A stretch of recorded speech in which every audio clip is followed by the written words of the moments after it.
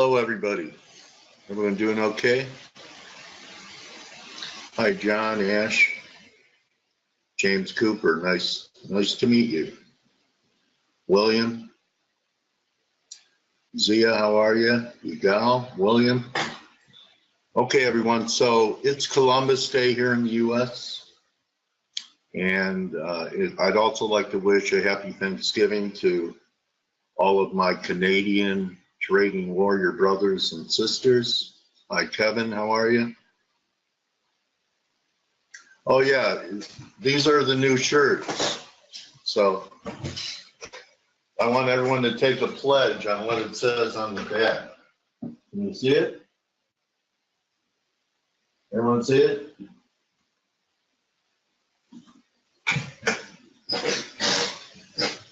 New shirt, no FOMO. Yeah, okay. So Blake keeps me in a wardrobe. Really need the t-shirts. Anyway, okay. Let's get serious for a few minutes. So Euro USD talked about Friday, a third drive, it manifested. So we really have to start clearing this 1750 level for there to be a continuation move. But the levels that were talked about were 1680 to 30 on Friday, and the low was 70. 1669. It was in the range. I never saw this coming. I mean, there was some divergence in the pound, but you know, sometimes you're going to miss things if you maintain your discipline. So it was diverging, but at 22. Oh, that was an amazing game. No Romo. He's in the booth now. So I didn't see this coming. I can't comment on Canada, but I could say what I said Friday, and we were on this candle. So it ended up being a decent scalp. The stops were never taken out. I can't comment on Canada today because it's Thanksgiving, but I'll give you a clue of what I think is going to happen there, because this is what I'm stalking this week. Okay, anyone want to guess what I'm looking to do down here in Aussie USD? I know there are many that know my style. Should be an easy guess. Also, we're going to have an abbreviated session. So we're going to go an hour. Yeah, I know. There, you wait for your training?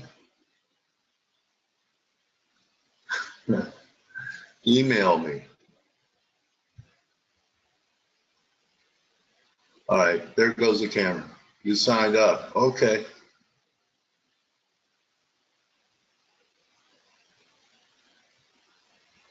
No, you got it, Simon. 15 minutes. Steve will give it to you. I tell you what, I could do it privately. Hold on.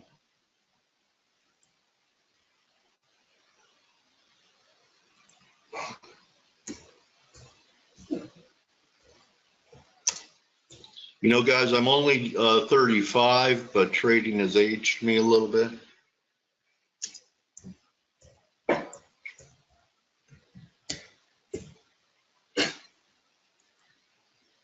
Take a look at the Dow. Yeah, I just got my driver's license last week. Okay, take a look at the Dow. What I want to turn off is this. But has anyone guessed? Someone did guess that I'm looking for a third drive in Aussie. Good guess. So eyeballing it, it looks like about 77.20. something like this. So we already have one divergence here, right? We'll see what happens.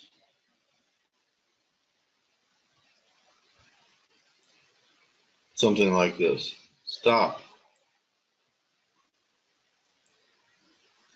So I'll be looking at that. So I'm thinking if Aussie could break another 50 pips or so, 40, 50 pips, that there might be a little pop to short Canada. So I'll key off re-entries in Canada off the Aussie getting down there.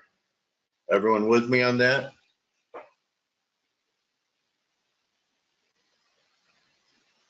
And Ash wanted to look at the Dow. And then, I don't know, is Blake here? And Steve? I know Steve's here. Yeah, I'm here. Good morning. Oh, hey, buddy. How are you? Good, good. How about that Packer Green Bay game yesterday? Yeah, the Packer Cowboy game. Yeah, that was good. That was really good. Yeah. Great game. So yeah, Ash, the Dow is diverging for the 1 billionth time up here. So,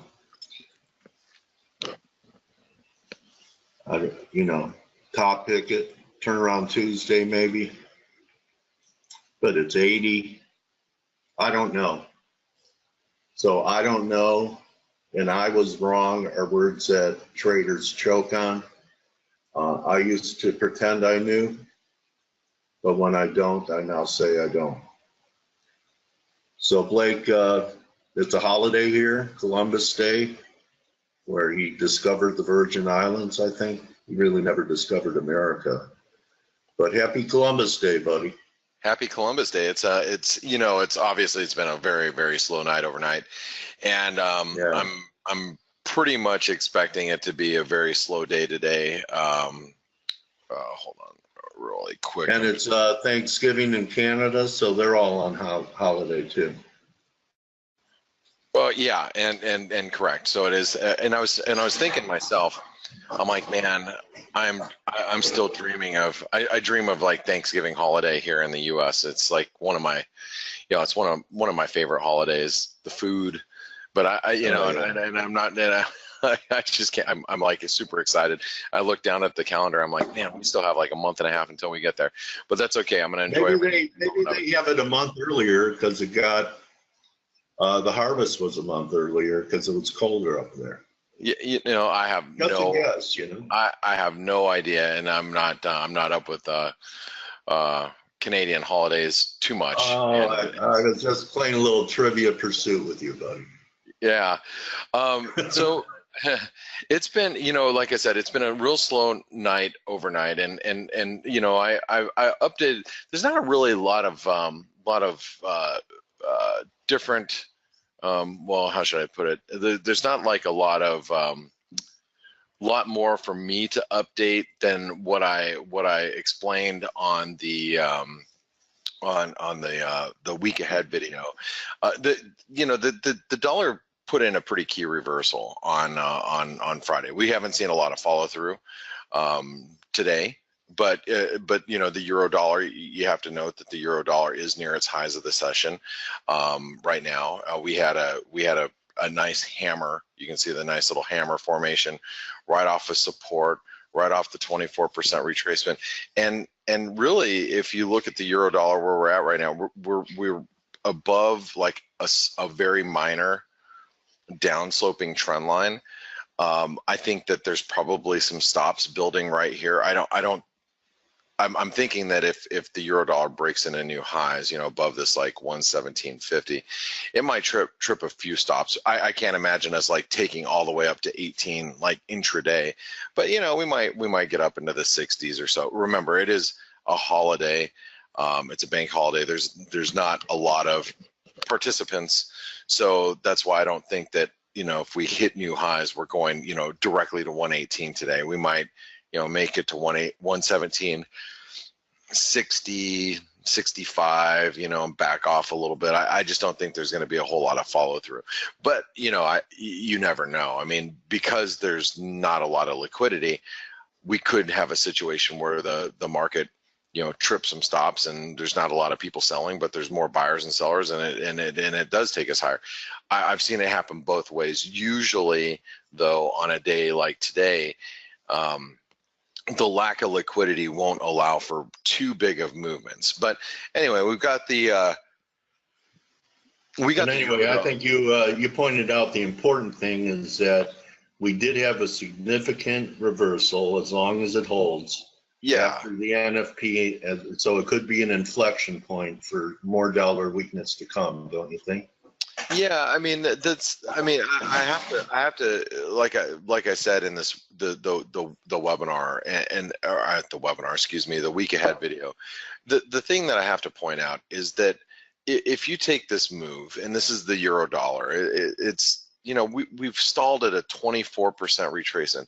That doesn't mean that we're going to new highs, but if we go to new highs from here, that is, I can't express to you how bearish that makes the dollar, because that means the dollar recovery from the lows has been so anemic and so small that a push to new lows would really rattle the markets quite a bit, because that means the dollar's inability to bounce is very bad.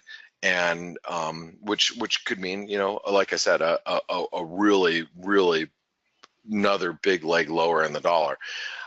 And as I mentioned in the video, I'm not sure what could cause the dollar weakness, but there could be a multitude of things, from maybe everybody got too aggressive as far as believing the Fed's going to continue to raise rates, and maybe the Fed pares back some of that rhetoric a little bit, it could range from all the way to the current administration unleashing some sort of nuclear attack on North Korea, that could lead to a significant dollar weakness. So I don't, it's hard to put your finger on what exactly it could be, but you got to think that the potential is there. So if the dollar wanted to move lower, I think there are reasons for the dollar to move lower. But with all that being said, I think what we can do today is go through, since we're going to have a fairly short webinar, what I'd like to do is I'd like to go through some of the longer term charts of the dollar pairs, and then I can turn it over to Steve and Stelios and see if they've got some comments for maybe some of the crosses, but and some of the other rates. And I know, and I haven't even looked at the Turkish lira today, which I think Steve probably wants to look at, and I'm going to leave it for him. But so first and foremost, so if you're looking at the dollar index, if you go over to the weekly chart, okay, let's think about longer term where we're at. When you look at the longer term view of the dollar, we really stopped at previous support, acted as current resistance when we got above 100, like 103. Now I'm going to go ahead and I took away these fib levels just because they were intrusive as far as on the rest of the chart, but you'll notice it was really a 618 retracement. And we had a false breakout where it looked extremely strong, rejected, and then completely reversed. Now, because of that false breakout that you see up there, that has led to a breakdown. Now, could this be viewed as a false breakdown? I would have thought yes, except on Friday, the dollar had a very poor reaction, and now we have another false breakout, which seems like the market's very keen in doing recently. You'll notice this false breakout on Friday right here. Okay, so we had a false breakout right above that 24% retracement, probably clipped a lot of stops right there and then reversed. So now I am expecting a move in the dollar index. I'm expecting a move down here. Now, whether we stop here and reverse and set up some sort of inverted head and shoulder pattern, that's to be seen. And again, it's hard as a trader to look that far in advance and go, okay, well, without having any data or economic data or theme that the market's trading on, you don't know what it might be trading on 2 weeks from now when we get down there. Sorry. That was a guess I made last Friday, is that we pull back, put in the right shoulder. Yeah, I mean it's possible. I mean anything's possible, but you know, I'm open to a new low. Well, that could happen. Again, you know, you have to kind of take it as it goes. I mean, as we head down here, you know, what happens at this moment, you know? Yeah, that's going to be the key. I mean, there's got to be some sort of catalyst that kind of turns us, whether it's, you know, the unison of Fed governors talking about, multiple rate hikes in 2018, or again, you know, we may get down here and all of a sudden, a week from now, we drop a nuclear bomb on North Korea, and then, you know, the dollar goes to hell in a handbasket. I mean, you don't know what the driving force is back here, but I'll tell you, if we get down to this dotted line here, I think that's where you have the inflection point. That's where the market goes, okay, is there a reason for the dollar to rally, or is there a reason for the dollar to sell off? What is that reason, and what makes us believe that that's happening? So I'm not a fortune teller, and I don't have the powers of, you know, seeing into the future. So I'm going to make the assumption that we're getting a technical rejection here, and I'll tell you, like, for example, I'll give you an example of something I'm doing right now. I'm short the U.S. dollar and Norwegian krona. I am. And why am I short the U.S. dollar and Norwegian krona? Because the risk is manageable here, right? Because that's the only thing I can control. As a trader, the only control you have is what you're risking. That's it. Well, I mean, and then there's limited control at that, because, you know, you can actually get your stops blown through, of course, over the weekends. You know, you can have some news event that trips stops. You know, those types of things can happen. But I'll tell you right now, like, I'm risking above these highs. You know, as long as we stay below 804, I'm going to stay short. And then and my reward is going to be somewhere down here. I mean, if you look at this from an inverted head and shoulder pattern, like the dollar, you know, it could move all the way down here, and the risk is above here. And again, you know, if you think about where we're at right now, well, I'm risking 1 to make 2. You know, risk 1 to make 2. I can't ask for anything more, right? As a trader, I can't ask for anything more than I know where my risk is. So, you know, well, you get in 5-to-1 profit risk ratio trades sometimes. Oh, of course. But what I'm saying is, the only thing you can control as a trader is what your risk is. So, and you know, it's interesting. The guys and gals that I've been trading with in this, and here I'm going to put you guys up on Jumbotron coming. Yeah. So this is our chat room, and to be involved in our chat room for ForexAnalytix, you have to be a subscriber of ForexAnalytix with a semi-annual or annual subscription, or you've been a ForexAnalytix subscriber for 6 consecutive concurrent months. And then you can get access, because we just want to make sure the traders that are in here are, you know, serious about what we're doing. I don't want any fly-by-night people like. Look how silly they're getting, Blake. Yeah, I see. Love you, Mom. Nice, Alex. Great. So, I like it. So anyway, but this is the guys and gals in the chat. But I wanted, and you can see there's like, you know, 60 of us in here on a slow day.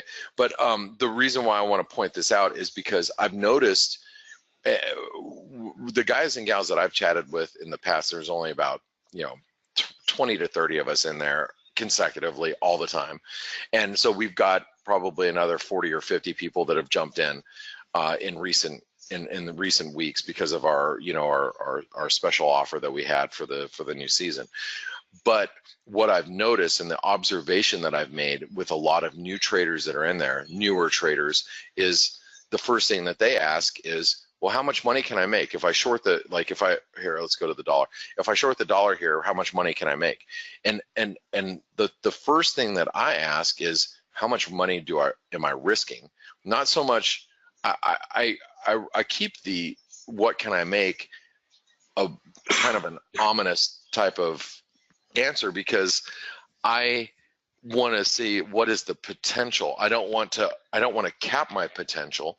So like if I'm looking at the dollar, I can say, well, my risk is here if I'm short, but my reward could be here, it could be here, it could be here, it could be here, it could be here. I mean, there's you know, I don't want to say, oh, I'm shorting here and I'm only looking for this. I might be looking for this initially, but why do I want to? I want to make sure that there are reasons where the dollar could go all the way down to, you know, here.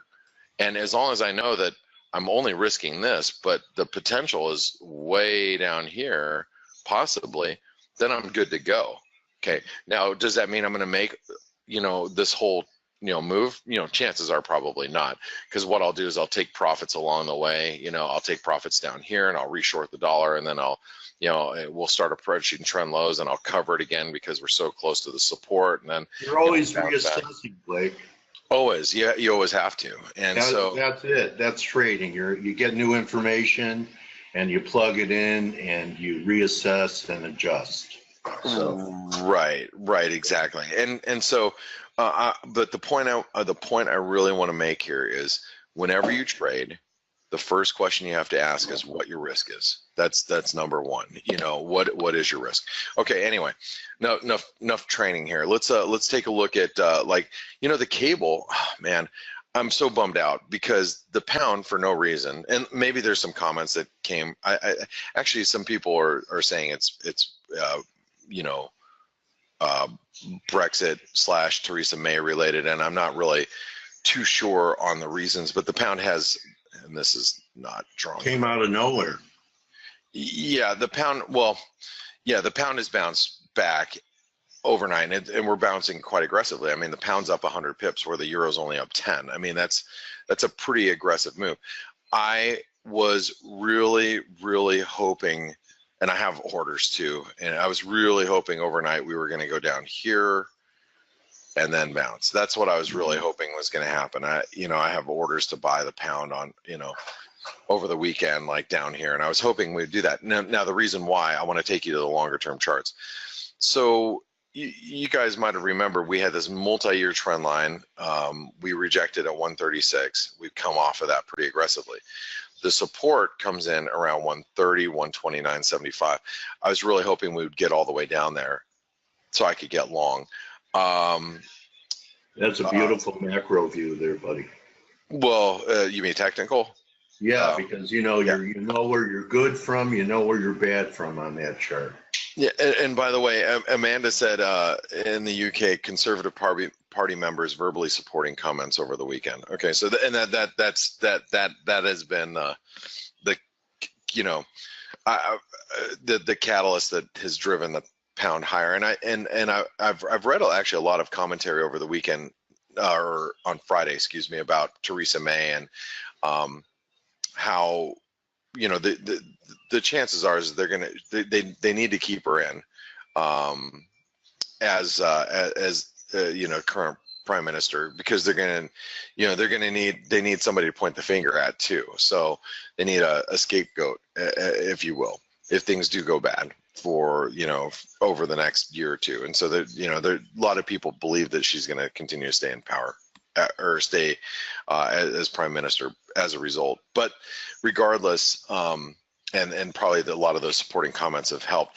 Anyway, I really wanted to buy the pound down here at 130 or sub 130. I really wanted to get a long down here, but didn't get that off, unfortunately. But what that has done is it's turned the euro pound lower, etc. You know, the Aussie and the Kiwi are both trading relatively heavy, and they're really going counter trend to what the dollar is doing right now. I don't know if that's going to persist, but you can see the Aussies trading heavy, the Kiwis trading heavy. Now we're up a little bit, but the Kiwis, you know, coming off of some channel support.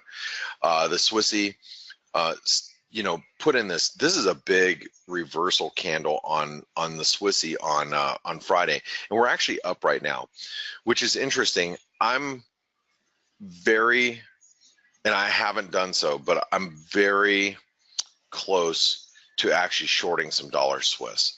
I haven't done it. The dollar Swiss is actually bouncing off support, but I'm really close to, you know, recognizing the reversal candle that we set up on Friday. I'm very, very much thinking that I'd like to short the dollar Swiss, maybe above, you know, if we get back above 98 cents, I might do it.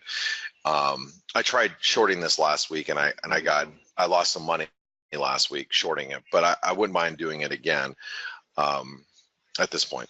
But anyway, the dollar Canadian, we've got a nice little channel, upsloping channel up here. You can see we're pivoting off again that channel support, but really a break below 125, and I think the air is going to come out of the dollar Canadian. The US dollar Norwegian krona, you guys know that, you know, I'm already bearish, but you can see we have like a bear flag forming. I think if we get back below you know, 97, 797, I think it's gonna, you know, we can make this move here. You can just take that over there. We'll go back to 793, 794. So the US dollar Norwegian krona looks like a nice, you know, bearish setup, and I am short, and I'm considering adding to it. I haven't added to it yet, but I'm considering it. Somebody just asked a bit ago. Hold on, let me see who it was. Somebody just asked. Oh, Martin asked about the peso. Look, the dollar peso is strong. I mean, we're hitting new highs. I'm not long, and that is one of the most upsetting things to me has been that I bought the dollar peso down here, and I sold it when we got to this 38% retracement at like 18. You can see this right here. I sold it just above 18 when we got to like 1805 because I thought this resistance was going to hold, and I haven't been long it ever since, and it's been on fire. This thing is so strong. You know, in a rate rising environment, that's typically going to be bearish emerging market currencies, and the dollar Mexican peso is a great example of, you know, what happens in as rates go higher. You know, emerging market currencies tend to go down, and the dollar tends to go up. We are obviously very overbought. We're divergent, but I sure as hell can't short it. But I don't want to buy it here either. You know, as much as I think it's going higher over time, I'd rather buy a dip than buy it up here, because I know, me personally, if I buy the US dollar Mexican peso right now, I can pretty much guarantee you it will go down. I'm not, and if I don't buy it, it's probably going to continue to go up. It's one of those types of situations, you know, damned if you do or damned if you don't. I can almost guarantee it though. If I step in and buy it right now, I will get hurt. And if I just don't, and I sit here and just watch it, it's probably going to continue higher. It's just one of those situations. But I won't be a buyer here. I will have to wait for some sort of pullback, whether that happens today, whether that happens tomorrow, whether it happens, you know, next week. I have to buy a pullback, and I am a buyer on pullbacks here on the dollar peso.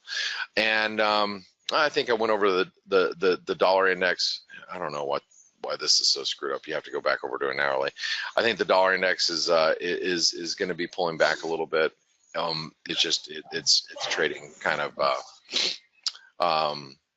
it's obviously being pretty quiet right now because of the holidays. So, but you know, that's pretty much my view on the dollar and most of the majors.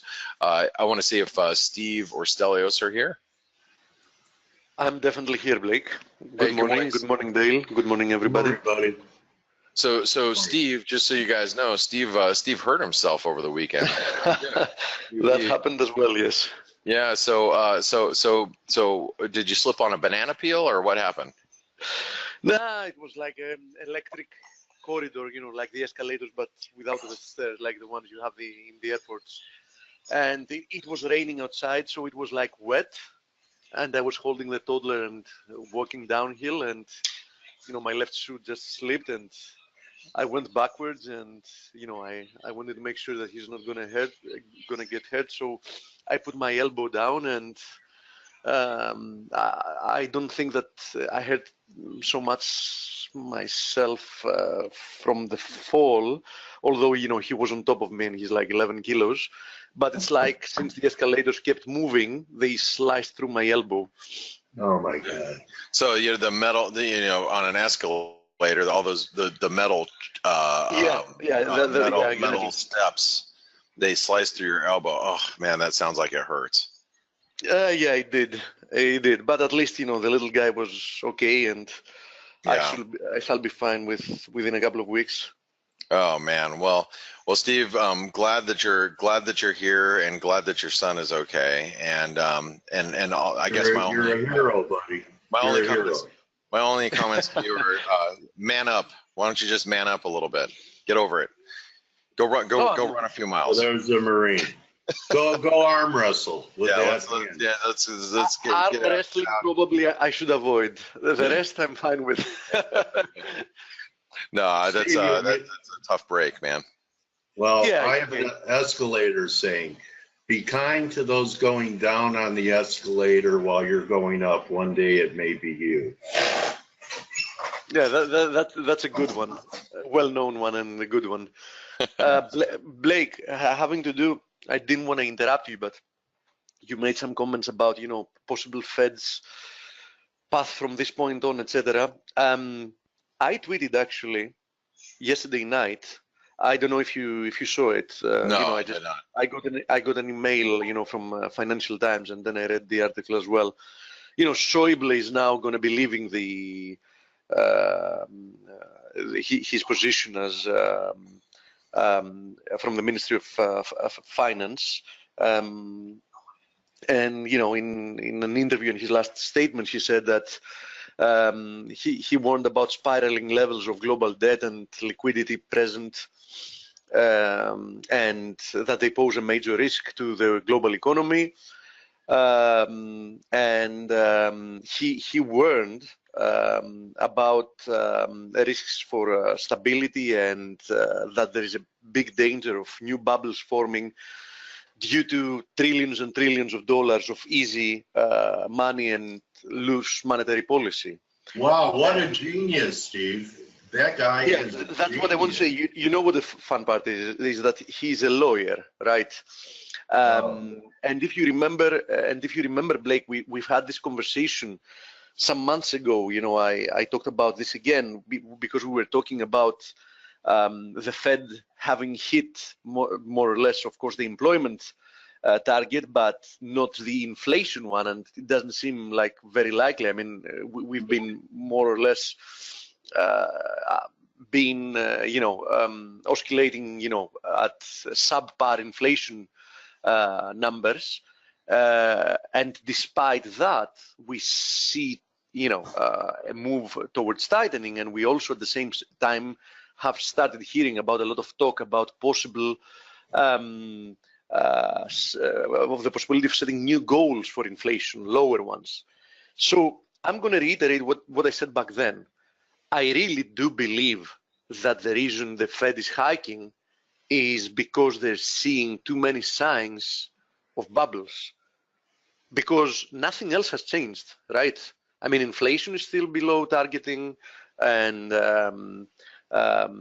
employment was more or less at a very good level 6 months ago or 12 months ago. It's even better now, but still, I mean, looking at the labor market, the underlying numbers are not so great, and I don't think they will become great because we're creating more part-time jobs, for example, or more low-paid jobs, and not really the good-paying ones. But I really do believe that the reason that they hike, and they will keep hiking, is that obviously they see the imbalances. We can guess that they are out there, and obviously they have the ability to know them, if not in their full extent, at a much better level than us as observers. So I'm not really sure that because of a negative NFP print or whatever, next time we hear from the Fed, we're going to hear some kind of different rhetoric. that's why I'm a little bit skeptical of. I do believe that the rejection from 94.20 was extremely important, because that was the level that we were looking for confirmation, that the dollar is breaking higher. But on the other hand, I find it hard to believe that the dollar is going to push to new lows. I don't know what you think about that, Blake. Well, I don't know. It's again, I think there's got to be a catalyst. I don't know if you're right. I don't know if the rhetoric's going to change a whole lot. I think it's going to be more of a lack of confidence in maybe even as our administration, where it could, and also we got this big tax plan that's coming in, right? So yeah, if it comes through, if it comes through, bigly. Yeah, but this tax plan, if it goes through, is obviously a big question mark, and if it doesn't, then that could really have a negative impact on the dollar. And the other thing is this big tax package, even if it does pass, is it already priced in? And if it is already priced in, what if this is the only recovery we got in the dollar as a result? Then we've got again a bigger problem. So I don't know what the catalyst would be that would drive us lower, but what I will tell you is technically it rejected at a pretty key place. Oh, definitely. And so, I do believe that it's going to push to new lows, but I don't think yet. You know what I mean? Yeah, we'll see. We will find out. We'll find out. But anyway, I'm going to pass it over to you guys, because even though it is a slow trading day, I've still got to get prepared for my trading day. So are you okay to take the screen? Absolutely. Okay, just make sure your elbow's all right. So happy Columbus Day, Blake. Thanks. Happy Columbus Day to everybody out there. I think Stelio hi. Hey, Stelio. Hi, I'm here. Hey, how you I doing? used to be in the Knights of Columbus. So. I was going to say one more thing to remember is something that actually, as Dale said correctly in the past quite a few times, the Fed has been hiking. One of the reasons why it's been hiking is that they want to have some leeway to cut when when they have to. So just another thing to remember, and they've hiked 100 basis points already. So they're getting to a point where, I agree with you guys, the rhetoric is not going to change just yet. But at some point, maybe after the December hike or, early next year, they're going to have the ability to say, right, we stop now, if things start turning for the worst always. And they're going to have a leeway to cut, like which other central banks do not. So that's an advantage that they have at the moment. Right. That's true. That's true. That's a good point. My intuition says that even if they don't hike in December. Yeah. And I'm wondering how the market will take that, since it's expecting it. Because I've seen examples of the market expecting a hike, and then if they don't follow through, the market says, well, the Fed sees some weakness, and that's why they're afraid to do it. And I've seen sell-offs in equities because they did not act, not because they did act. Yeah. Just throwing it out there. Absolutely. Before we have a look at a few charts, and I do think that there are a few charts that are very interesting to have a look at. Just to finish up this conversation, Stelio, even if we take rates up to, let's say, let me give a very optimistic view, let's say 2.5%. Okay, yeah. I doubted we can make it to that, but let's assume we're going to go up to 2.5%. Yeah. Every time we get a financial crisis during the past 15 years, we've required more stimulus, more monetary easing, and more rate cuts just to support a weaker than the previous time economic recovery. Yes. And every time we end up building a bigger bubble. I really don't think that even if we make it 2.5%, I really don't think that cutting down to zero is going to provide any real cushion, any real help to the economy. We're going to need, after the next downturn in the economy, I think we're going to need a lot more than we've seen in the past. They'll do what other central banks have done, Steve. They'll come in and buy stocks. Japan's done it, right? Yeah, but I'm not sure. I'm not sure, Dale. You know something? All these Ponzi games, because in essence they are. You know, at some point there is a backstop, and the backstop is when the market stops believing in their ability to help. You know what I mean? And sooner or later, this is something that's going to happen. Nothing that we should worry about at the moment, in the sense that we are traders. I mean, we're not here to trade what's going to potentially happen after the next bust. Just, you know, just having a 5-minute conversation, since today is a slow day due to holidays, etc. And, you know, I know that some people that are listening in are also interested, you know, in a longer term view as well. But it's nothing. Most of us want to know how to make money today. Yeah, indeed. So Steve, I'm going to agree with you. I'm going to agree with you, Steve. But one thing, the central banks are all about the message they're giving, you know, and the sentiment that they're giving to the market. So I think they will go in and cut rates again if needed. They know that it does nothing, or it does very little, has a small effect. Very little, yeah. But they will come in and they will cut, because it's just a message. It's exactly like the Bank of England cutting after the referendum. There was no need for it. And doing more QE, but they wanted to send a message, and they will do it. And the central banks, it seems that they just don't learn from the mistakes. Actually, they are, you know, enhancing this. They're amplifying this vicious cycle. That's what they're doing. Yes, I agree. But somehow I don't see them changing their ways. I don't know, you know, I'm not claiming to be an expert, but it just doesn't make sense to me to start cutting again like crazy if a crisis comes, because the effect is small. But I'm sure they will. Oh, they will. Of course they will. But it's not going to be enough. They're going to need to do a lot more than that, and the next time a lot more than that. And I agree 100%. Yeah, the debt levels keep increasing, because every time we do some kind of a stimulus, for example, after the previous package of stimulus, the U.S. deficits climbed above $1 trillion per year. I mean, these numbers are insane, right? Yes. Insane. I mean, if we talked about that 15 years earlier, somebody would tell you, if that happens, you know, the U.S. economy is going to blow out completely. Yeah. Or any economy, and, you know, that would do something equivalent. Let's see. Sooner or later, you know, we're going to have some kind of a resolution to this, but it's not of today's thing to have a look at. Okay, let's look at some very interesting crosses to begin with, because I think that currently the best trades are on the crosses. We already said that the dollar is currently a little bit stuck. I mean, would I be long or short the dollar? First of all, I wrote it on my chat room as well. I've booked all my positions except on Friday, except my Aussie USD, which is half a position short. So I've taken profits on all the other dollar positions Thursday and Friday, and a loss on the cable. The rest were long the dollar.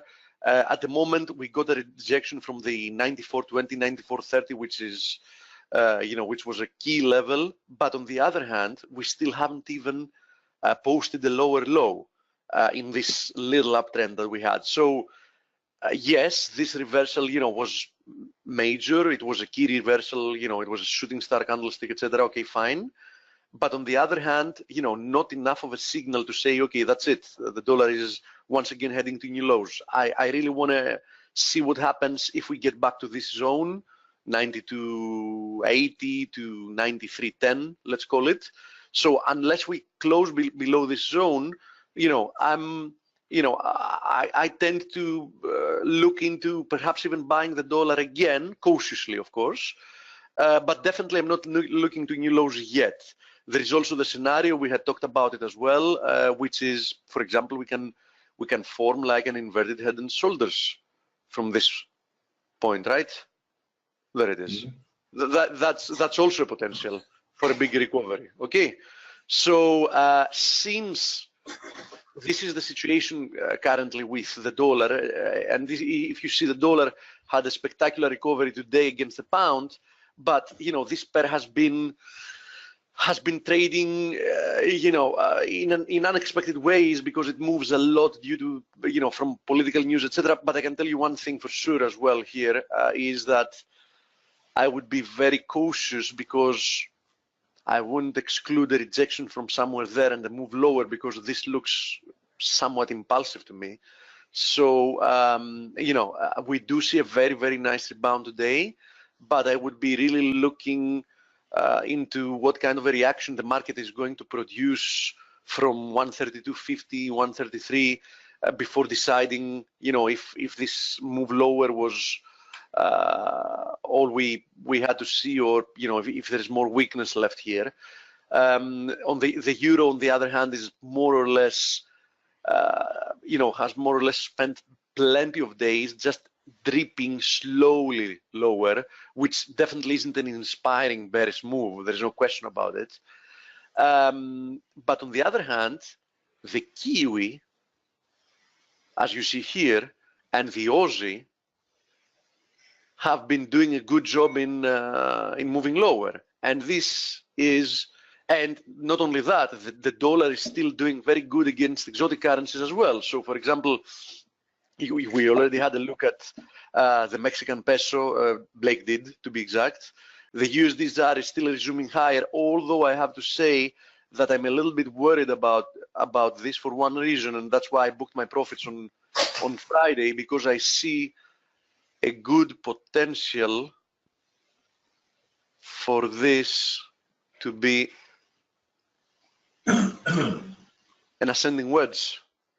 Okay, so we did get the rebound from here. I got triggered long. I already took my profits because I don't like how this looks. It might accelerate lower, fine, but technically speaking, it also looks to me quite a lot like an ascending wedge. So in this case, why not? It can do something like that as well.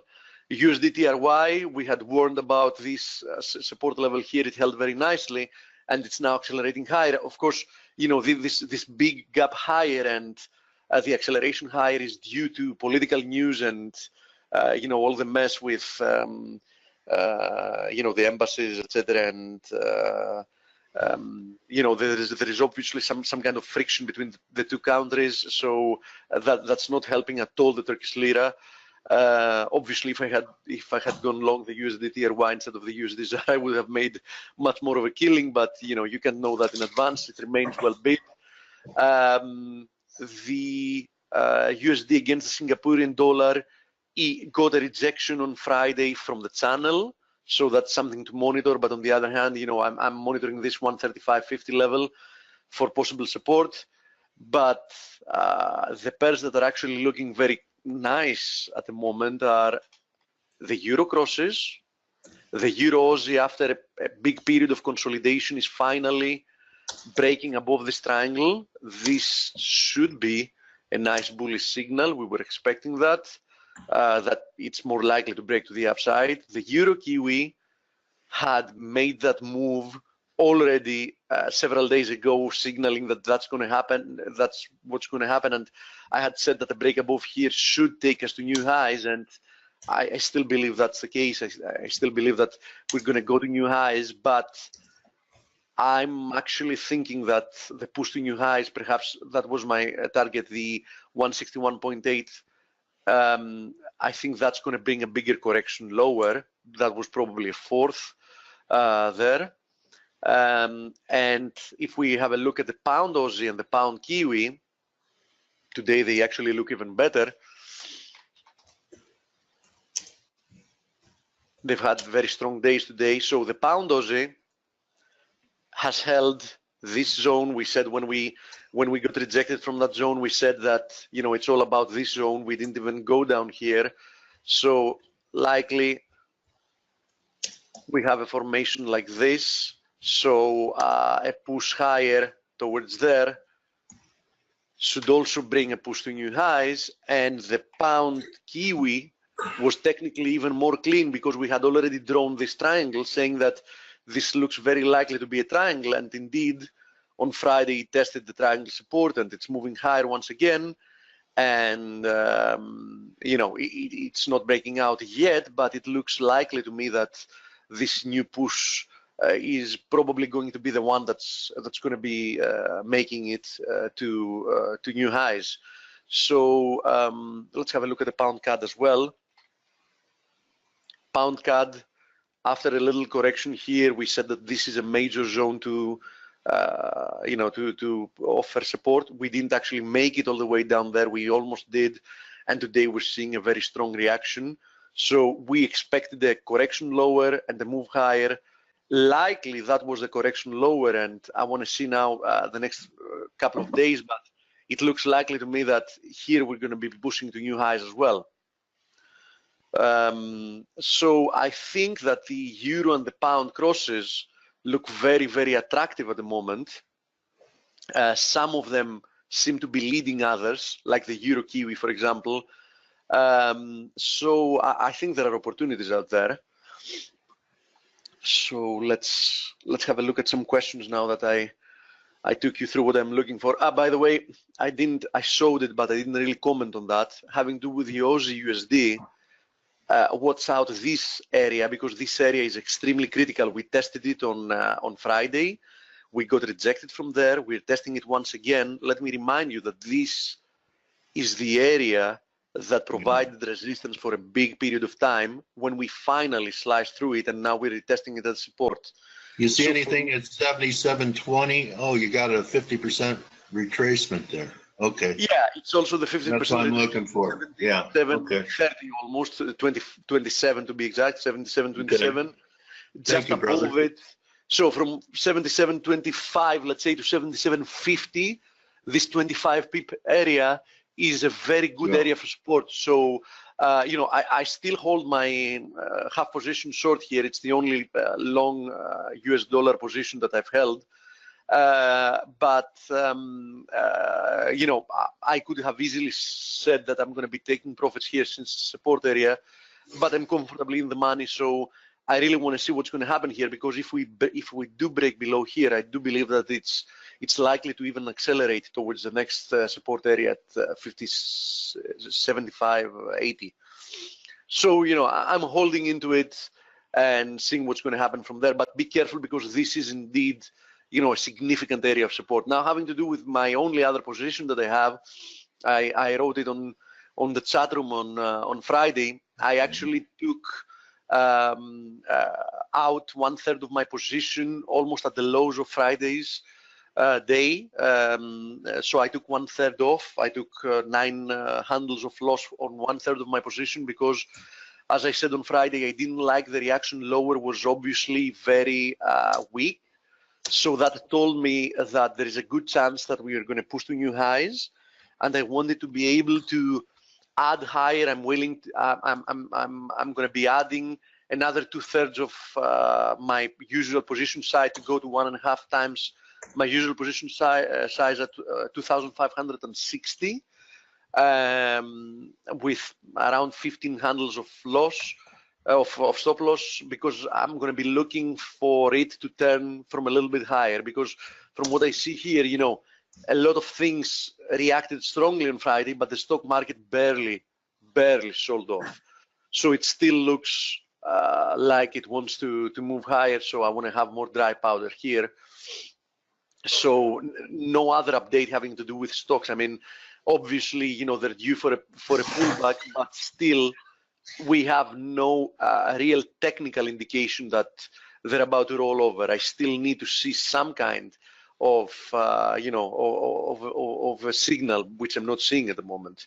But I do believe that it's going to be very, very soon, because we've already overshot the channel in the SPX, for example. We've already overshot the other channel, the ascending channel. Overshot it. Now we're actually just on a resistance, and let's see what's going to happen tomorrow. Tomorrow actually has more potential of being a turnaround Tuesday, since today the markets are closed. So although in general I don't believe in turnaround Tuesday so much, tomorrow I think there is a decent chance for it to happen. Let's see. Now, having to do with Euro Pound, because I know that a lot of people are tracking it, I was also sure that I've now taken profits, because I'm not very sure. What I'm looking for is this zone. So for me, a move lower to test this zone, which is between 88.50 and 88.90, is going to tell me what's going to happen from here. Because if we actually slice through it, I'm going to expect, new lows towards this 86.50 area. But if we do rebound from it, I'm going to be expecting at least one more leg higher, perhaps towards, that area there. So, I'm not involved with it at the moment. I would want to be short once again, but, I don't yet have a confirmation. So let's have a look at a few questions. Okay, Blake answered that already. You can wage inflation revision up. Okay, Luca, thank you. Here's the reason. UK's ONS, yes. Solid resistance, one of the reasons why cable dropped. It's essentially the Tory party, no viable alternative. I agree with you, Arif. I mean, from Margaret Thatcher to Theresa May is, it's a very sad path. But unfortunately, politics all over the globe are moving like this. I mean, after World War I, we used to have very good politicians, and then, the level started going down more and more, and it is what it is now, unfortunately. In fact, I heard that our president is going to nominate Sheriff Joe Arpaio to be the next Fed chairman.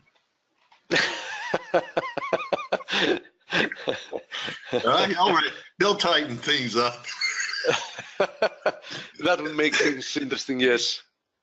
He'll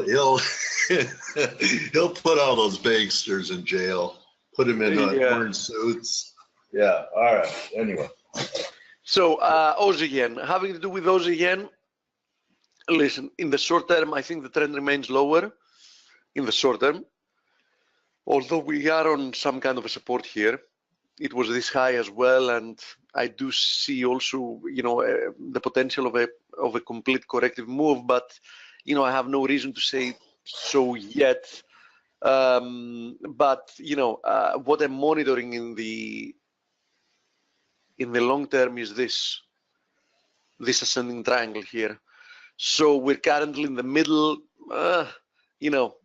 Probably short-term bias I think is still lower, perhaps towards there. Now longer-term bias still nothing to do here. That's a huge wedge. Could even make a run up there again. What do you think? Yes, definitely it can, and let's see, because Luca is having a look at it. Let's see what Luca is looking. Yeah, Luca said it looks like a 3 drive. I mean, on that time frame, it looked like we had. There we go. There's so in 1 hour chart, yeah. Oh yeah. There is divergence here. There is definitely divergence here, and something. What adds to that is the fact that we actually gapped lower, right? Yeah. And sometimes these sandy gaps can be exhaustive in the short term. But it remains to be seen what happens from this point, because if that's to be the case, then you don't want to see a break below there. You know what I mean? Yeah. Below the low of the day. So you can actually look for this divergence to play out as long as that low holds. Okay, so it's a good, for short-term traders, it's a good reward to risk ratio, because you have a very well-defined risk there, and the potential for a rebound. So yeah, why not for short-term trading? Someone's interested in your view on gold, Steve. Sure. I talked about a possible low last week. I think we could rally back to 1320, which kind of tells you what I think the dollar is going to do. Let me read this first. Lucas says Kiwi may see lots of volatility. Latest tally, latest vote tally puts Labour at 54 and Conservatives at 56. Increased possibility of, I'm guessing that is, you mean, yeah, got it. Increased possibility of nationalists going with Labour would be bad news for the Kiwi. Okay, thank you for the commentary, for the political commentary. Steve, do you normally just close half positions or maybe 3 targets? Depends on convictions, etc. But usually I like to scale in, and I usually also scale out as well. People that are in the chat room, have seen me, trade into and out of positions, so they know that mostly that's what I do. Not in all occasions, but mostly. Also, do you enter based on weekly and daily time frames? Listen, my main time frame is the daily, but I do pay attention to the weekly and the 4 hour as well. So I rarely trade off the weekly or of the 4 hour, but I always want to have a good idea of what they're doing. I mostly trade off the daily though. Okay. Till it breaks 2,515, it's not going to break. Yes, I agree. 10-year yields looks most interesting. Oh, thank you very much for reminding me. And he's also linking, that's Ronit, he's also linking TNX. Let's have a look at it, and thank you for reminding me, because we had a very, very interesting. Yes, the yield has broken to the upside, at least this short-term trend line. I agree with you, but you're also monitoring. I'm guessing this is an Andrews pitchfork here, because I don't see the beginning of it, but I'm guessing, Ronit, that this is an Andrews pitchfork, right? So we're headed once again. I mean, the blue one, not the other one. The other one I see it is. So yes, we are headed to critical resistance once again.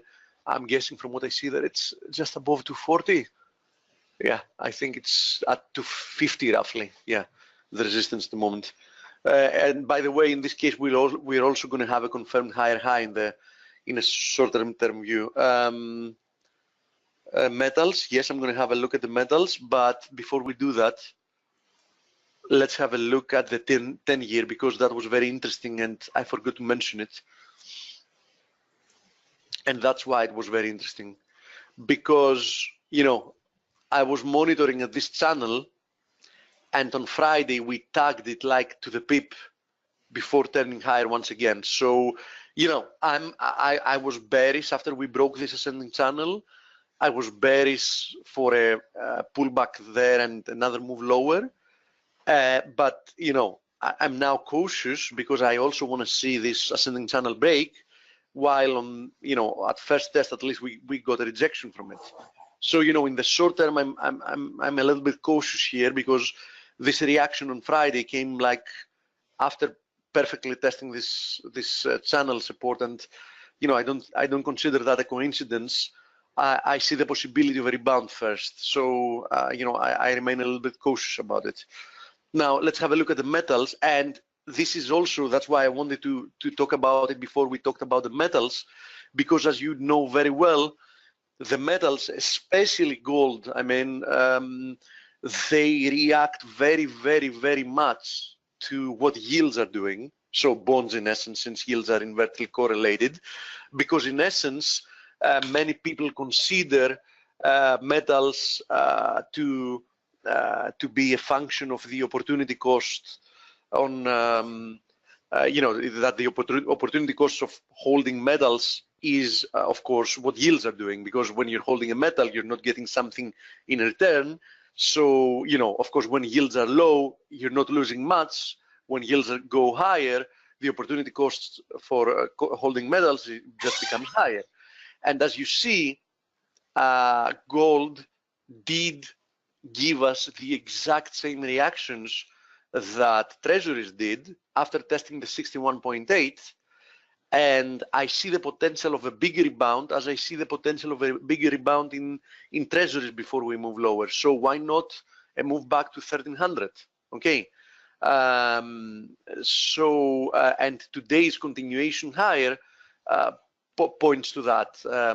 So I think that gold remains quite choppy in the medium term. You can see it like that. I mean, just zoom out and you can see that we're getting some solid moves, but then we get moves that retrace on the opposite direction that looks solid as well.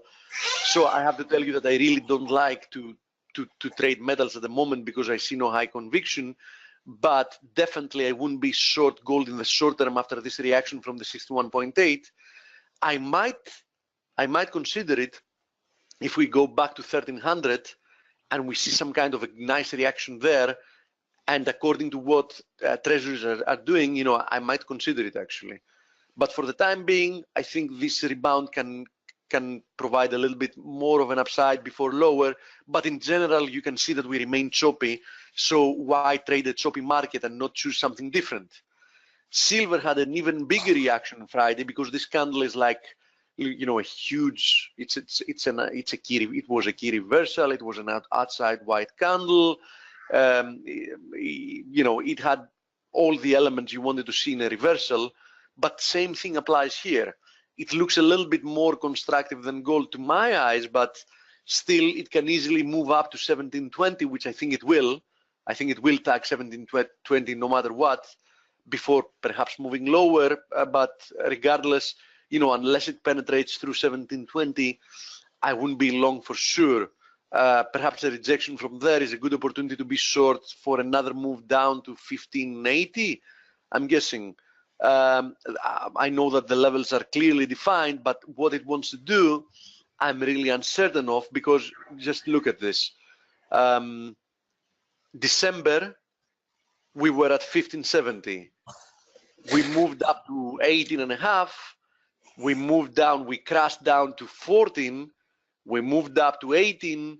And you see what I'm getting, right? I mean, strong moves in either direction, but we've remained in a very, very choppy, large range of, let's say, $4.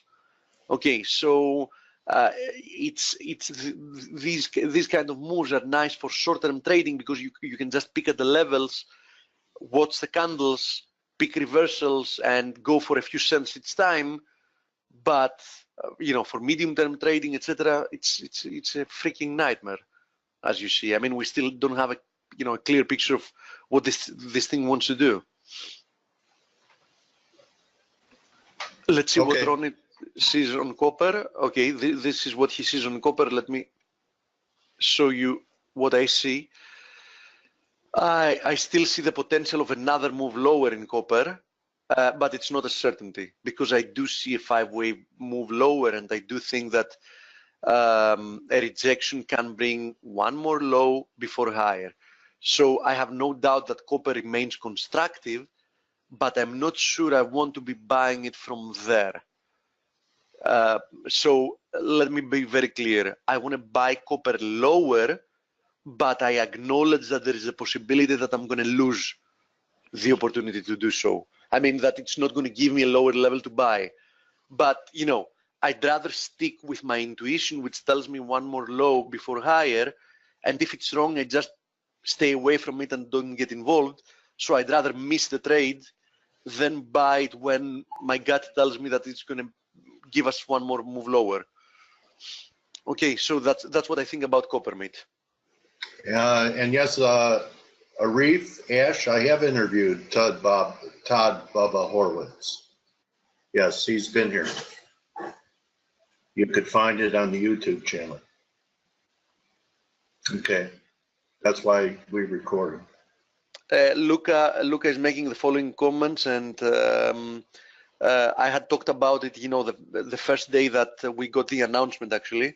He says, could Japanese elections provide a surprise? Abe likely to win, but lose quite a few seats. Kind of reminds last UK elections. Yes and no, Luca. And then he adds, might see capital repatriation ahead of elections. Happened in the past with yen. So he implies that that might help yen strengthen by then. I see two differences here, Luca. But the main one is the following, is that Abe is fully priced in to win. But since the beginning, since he announced that he's going to go to new elections, it was also priced in that he's going to lose some seats.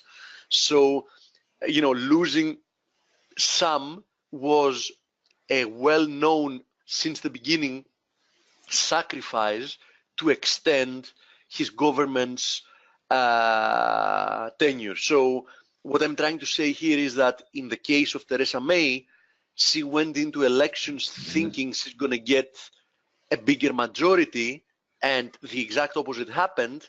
While in the case of Abe, it was a sacrifice they knew in advance that they would have to do, but they would rather renew, you know, for another 4 years, whatever it is, with the certainty that they're going to have them and lose their super majority, as they call that they have. And they knew that in advance, and the market is already pricing that in. So as long as he wins, which looks extremely likely, I don't think that the market is going to react negatively to the fact that they're going to lose their super majority and just keep a majority, you know what I mean? So that's a big difference, in my opinion. Now, having to do with yen repatriation, I'm not really sure in this case, because I'm not really sure there is any real risks for this election. I mean, it more or less looks like a slam dunk. So yeah, you never know. If we get some big kind of surprise, we're gonna see huge reaction from the market. Until then, I'm a little bit skeptical. Arif says too difficult trading PMs at the moment. I agree with you. Nice for short-term trading, for medium-term trading. Arif is asking Dale if you're going to interview Todd Horvitz. Yes, I answered him. I already have. Okay. Okay, that's it, I think. So, yeah, we can call it early. We don't have an interview today anyhow because of the holidays.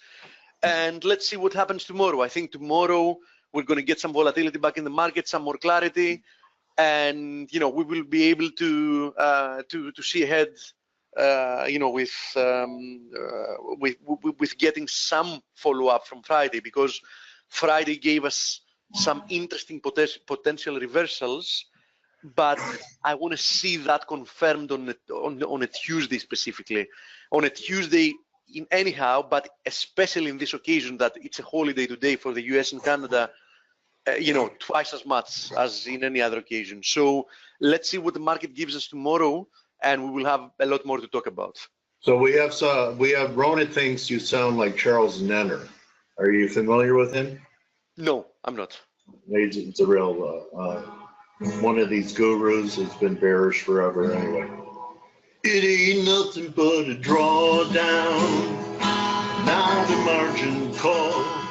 It ain't nothing but a drawdown, not a margin call. But don't be worried if you still believe the call.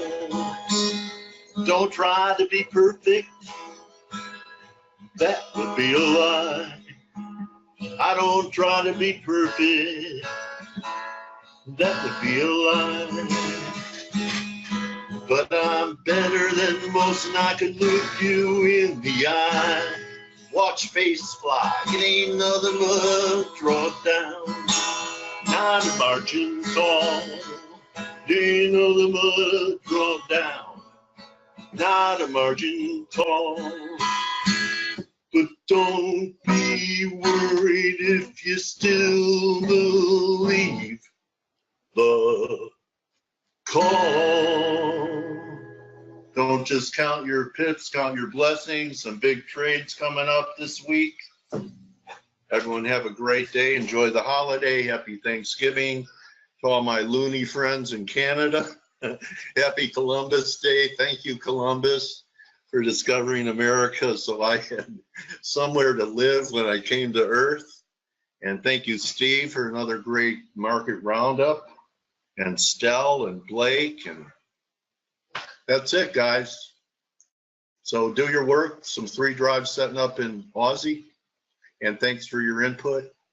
See everyone tomorrow. Adios. Cheers, Ben.